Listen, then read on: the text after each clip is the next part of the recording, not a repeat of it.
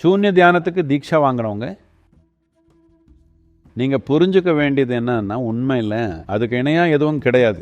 நாம் சமயமாக சொல்லித்தரோம், வேறு பயிற்சிகள் கொடுக்குறோம், இன்னும் எவ்வளவோ விஷயங்கள் பண்ணுறோம். அதெல்லாம் ரொம்ப தீவிரமும் சக்தி வாய்ந்ததும் தான். ஆனால் சூன்யா தான் இருக்கிறதுலையே தனித்தன்மையானது. பழங்காலத்தில் சூன்ய தியானம் சொல்லி கொடுத்ததா அறியப்படுறவங்க ஒரு சிலர் தான். அதில் பதஞ்சலி முனிவர் முக்கியமானவர். அப்புறம் இன்னொரு முக்கியமானவர் அகத்திய முனிவர். அவர் நிறைய பேருக்கு சூன்யா தீட்சா கொடுத்தாரு. அப்புறம் கௌதமா புத்தர். ஆனால் அவர் கூட ரொம்ப நெருக்கமாக இருந்த ஒரு சிலருக்கு தான் சூன்யா கொடுத்தாரு. அந்த எண்ணிக்கையை நீங்கள் அதிகப்படுத்த முடியாது. ஏன்னா எண்ணிக்கை அதிகமானால் அது சொல்லித்தரவங்களுக்கு பெரிய அளவில் ஒரு சக்தி இழப்பு உண்டாக்கும். இன்னும் நிறைய யோகிகள் இருந்திருக்காங்க.